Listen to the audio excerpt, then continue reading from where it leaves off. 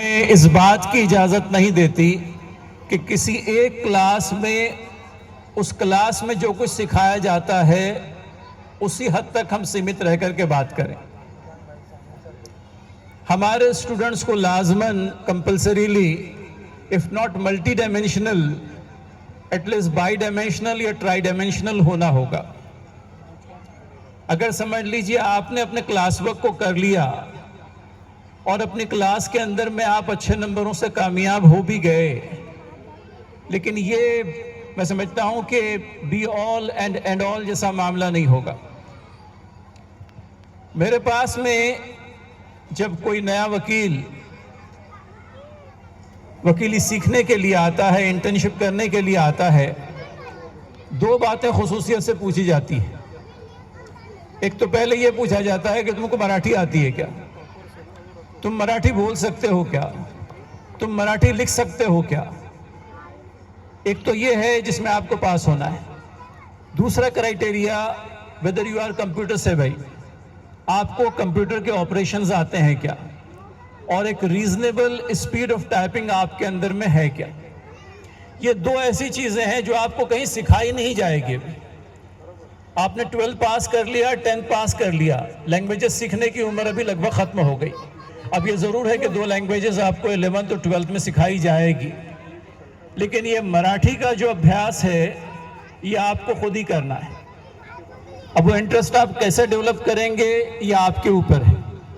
कोई भी चीज किसी के ऊपर अगर लाद दी गई तो वो बात बनती नजर नहीं आती। आप जिस किसी फील्ड के अंदर में इंटरेस्टेड हैं, मान लीजिए स्पोर्ट्स में, आप वो न्यूज देखिए मराठी लैंग्वेज के अंदर में जो स्पोर्ट्स से मुतालिक है। अगर आप अदब का ज़ौक रखते हैं, मराठी लिटरेचर के अंदर में इंटरेस्टेड हैं, तो एक नंबर ऑफ लिस्ट है मराठी लिटरेट्स की, उनको आप सुन सकते हैं। और आज की तारीख में at the press off button आपके लिए सब कुछ अवेलेबल है। सो मराठी आज की तारीख में इंडिस्पेंसेबल हो गई है, आप कहीं भी चले जाएं। मैं इसलिए नहीं कहता कि कहीं पर हमें उस प्रकार के इंसिडेंट देखने में आते हैं, आई मे नॉट एडवोकेट दैट, लेकिन हमको लैंग्वेज इसलिए सीखनी है क्योंकि हम लैंग्वेज सीखना चाहते हैं। और मैं तो ये चाहूँगा कि मराठी ही क्या, मराठी के अलावा भी अगर कोई लैंग्वेज आप सीखना चाहते हैं तो सीखिए। आज की तारीख में कंप्यूटर की एज में सबसे बड़ी कैजुअलिटी जो हो गई है वो लैंग्वेज हो गई। अब कोई ढंग की लैंग्वेज बोलने के लिए तैयार नहीं होता। Language as a medium of communication is fine, और उसके लिए मैं किसी जरिए से ही सही अपने आप को कम्युनिकेट करने का हुनर सीख जाऊं।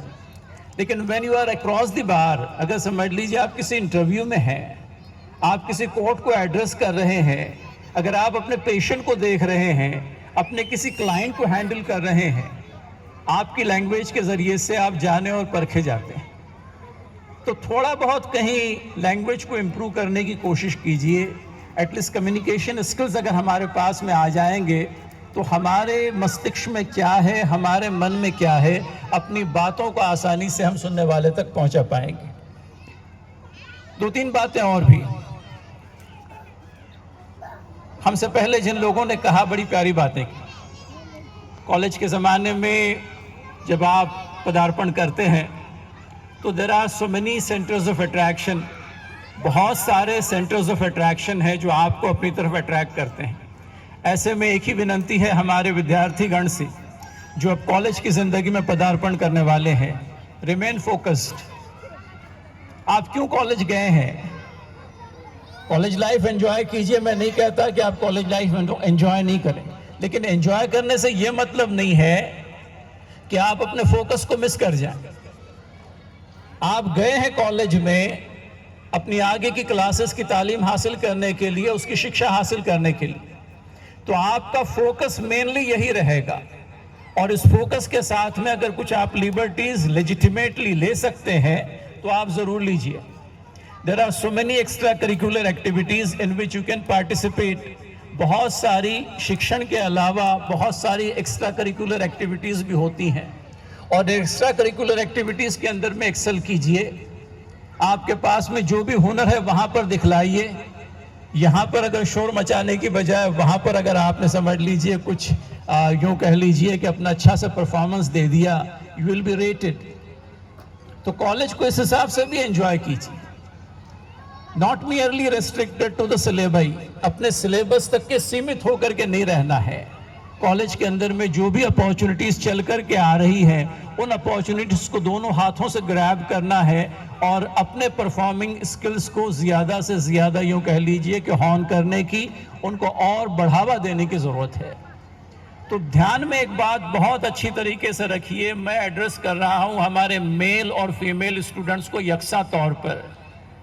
आप कॉलेज के अंदर में हैं, इसका मतलब ये नहीं कि आपका कदम कहीं कोई गलत पड़ जाए।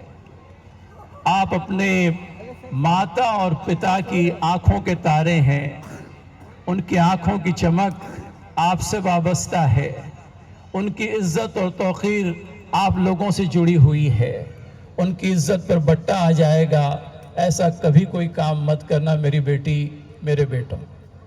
तुमसे बड़ी उम्मीद वाबस्ता है तुम्हारे घर वालों को, तुम्हारी अपनी कौम को, तुम्हारी अपनी बिरादरी को, और सबसे बढ़कर इस भारतवर्ष को, कि तुम ही तो हमारा मुस्तकबिल हो, तुम ही तो हमारा फ्यूचर हो।